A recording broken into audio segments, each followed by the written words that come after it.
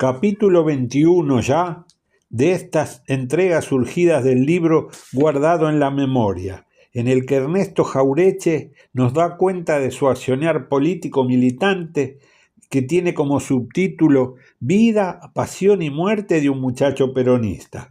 El comentario fijado les permite acceder al link del capítulo anterior. A esta altura de la serie, evaluados ya los sucesos de Ezeiza, pasa a continuación a hacerlo con todo el escenario político posterior.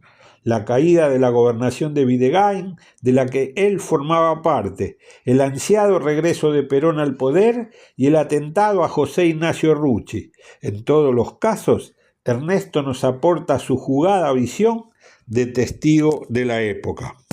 Reflexiona acerca de cómo durante 18 años el Estado y los medios de comunicación llevaron adelante una intensa acción pedagógica y propagandística dirigida a convencer a las nuevas generaciones que el peronismo era una ideología dañina y antidemocrática.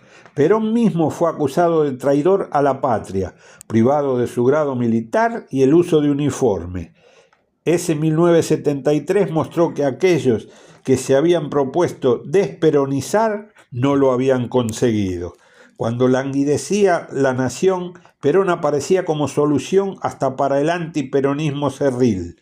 La cláusula proscriptiva fue el último intento para neutralizarlo. Aún con alternativas intermedias, el Cámpora al gobierno, Perón al poder cumplió su objetivo. Solo se trataba de blanquear al verdadero origen del poder popular, legalizarlo democráticamente. Perón ganaría ampliamente las elecciones. Su avanzada edad y su salud deteriorada abrieron la disputa hacia el segundo término de la fórmula. La posibilidad de postular a Ricardo Balbín contó hasta con el apoyo de Montoneros, después del intento infructuoso de ungir a Héctor Cámpora. Cuenta la historia que fue el sector alfonsinista el que abortó esta alternativa, que elegía seguir ejerciendo el rol de cabeza visible del antiperonismo. Así, la designación de Isabel Perón fue un claro triunfo de la ortodoxia peronista, de los sectores más derechosos del peronismo. Por entonces, el que al decir de John William Cook era el hecho maldito del país burgués, gozaba de su máxima vitalidad. Obtuvo el mayor porcentaje de votos de la historia, casi un 62% de los sufragios. Mientras tanto, la situación de los países vecinos iba modificando el panorama político continental. Golpes de Estado en Uruguay y Chile pusieron un cerco poco amigable a esa Argentina de 1973. El atentado a José Ignacio Rucci conmovió al espectro político. Ernesto era funcionario de la gobernación bonaerense de Oscar Videgain. Enterados de la noticia, el gobernador arriesgó que la autoría podía ser una provocación de la CIA. Era difícil suponer una participación montonera. Estos estaban teniendo una activa protagonismo a instancias del gobierno. Ernesto arriesga una consideración sobre Rucci que difiere de la beatificación que suele acompañar a las víctimas.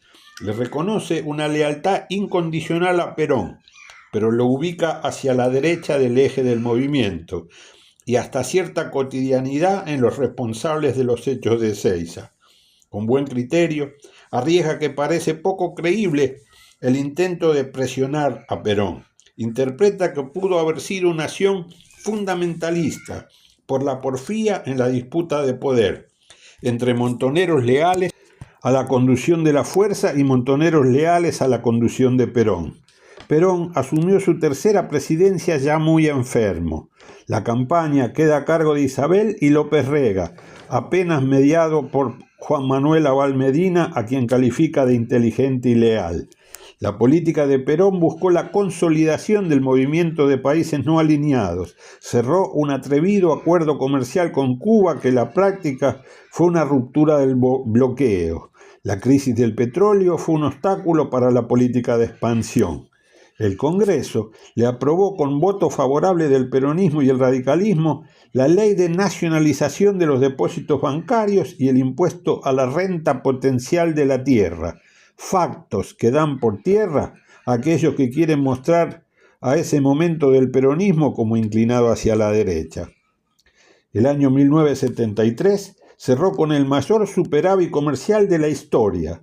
Los índices de finales de 1974 dan sucesivos crecimientos del Producto Bruto Interno y caídas del desempleo hasta llegar apenas al 2,5%. En política internacional, hizo gestiones infructuosas para el regreso de Cuba a la OEA y tuvo un claro apoyo a Panamá en su reclamo por la soberanía del canal. Estableció acuerdos bilaterales con Paraguay que dieron origen a Yacyretá y con Uruguay para concretar Salto Grande. Dice que la muerte de Rucci, tan innecesaria como disruptiva, es un claro ejemplo del sobredimensionamiento de un episodio patético incidental. Denuncia que la magnificación fue para empobrecer los éxitos de la gestión.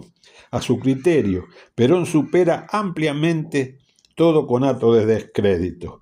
Hace una llamada para poner la atención en el operativo Dorrego, un plan de reconstrucción para auxiliar a 18 partidos más castigados por una inundación.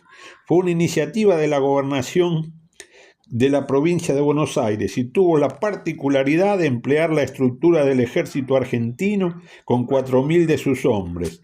Pero lo más novedoso fue que la juventud peronista contribuyó con 800 de sus militantes.